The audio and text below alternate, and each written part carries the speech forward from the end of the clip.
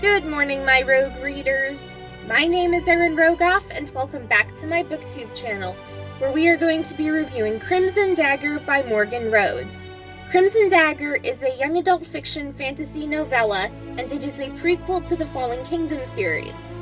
The other books in the Fallen Kingdom series include Fallen Kingdoms, Rebel Spring, Gathering Darkness, Frozen Tides, Crystal Storm, and Immortal Reign. And there are several other books like the Fallen Kingdom series, all of which I do have, such as An Ember in the Ashes by Sabaa Tahir, Snow Like Ashes by Sarah Rosh, The Demon King by Cinda Williams-Chima, The Kiss of Deception by Mary E. Pearson, Truth Witch by Susan Dennard, and Three Dark Crowns by Kendare Blake. As far as the summary goes, for Crimson Dagger, Prince Magnus of Limeros is awakened by a visitor in his bed. Her name is Kara, and he has a crimson dagger held to his throat. Kara has a score to settle with the prince, since it was because of him that her father, one of the king's former guards, was imprisoned 10 years ago, wrongfully so. Magnus is a cowardly and spoiled prince, but he gains a sense of power and helps Kara find her father in the castle dungeons. Apparently, he did not die as what was thought before. Kara and her father are reunited because of Magnus, and they invite Magnus to run away with them just like they did 10 years ago. The question is asked, will Magnus run away with them? Or will he choose to take up his father's throne, the father that he hates, and rule differently? As far as character analyses go, Magnus is the Crown Prince of Limeros. He is cowardly and weak, in will and in battle, and very, very spoiled. Does he realize what he can do to reunite Kara with her father? And does he choose to stay in Limeros instead of run away with Kara and her father? That question has yet to be asked, and no, I will not spoil that for you. As far as Kara's character goes, she is the daughter of a Limeros guard. She was left to die in the streets after her father was imprisoned, and she reclaimed her father's crimson dagger and used it to threaten Magnus into helping her.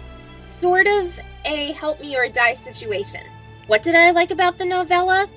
I loved how short the prequel was because it was like 20 pages or so, and I finished reading it within a half hour. So if you are looking to start reading the Fallen Kingdom series and want to start out with the prequel novellas, Crimson Dagger is definitely the one you should start reading first. And then I also loved how the prequel kept my attention and kept me intrigued about the rest of the series. Anyone who knows me knows I love fantasy and young adult fiction. The two of them together, I love it, I will read it, I don't care what else happens, I need to read the book. And this series is one that I definitely should have read when I first got the books a couple years ago, but my reading TBR was so large then as it is now, and it's only grown, so I have no idea when I'll be able to read this, but I'm going to read it anyway. I also really enjoyed how Magnus went from spineless to kind of demanding of his rights as the Prince Heir of Limeros. Basically, I'm the Prince of Limeros, so you have to follow my orders. I also am intrigued by the character bios that I have read of Magnus, because they say that he is kind of antagonistic in the series, but he's not totally that way completely, so I want to see how his character develops in the rest of the series. As far as ratings go, Amazon rates the book 4.3 out of 5 stars, Barnes & Noble rates the book 4 out of 5 stars, Goodreads rates the book 3.9 out of 5 stars, Google Play rates the book 4.5 out of 5 stars, and my rating, 4 out of 5 stars. As far as my final thoughts go, some reviews say that this series is like a teenage version of Game of Thrones.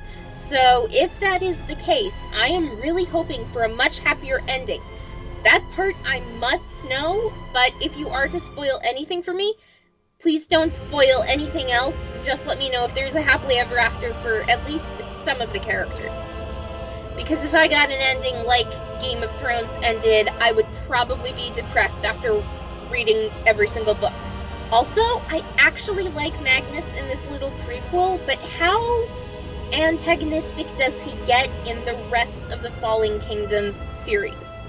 I would like to know that because I have a huge problem with antagonistic people, and I'm just wondering how dark and ruthless he will turn out to be in the series. Anyway, that is all for today, so if you enjoyed this video, hit that like button to show some support, subscribe to my BookTube channel to get more videos like this, turn those notifications on to be notified when I have a brand new video uploaded. Keep on reading and have a great day, everyone!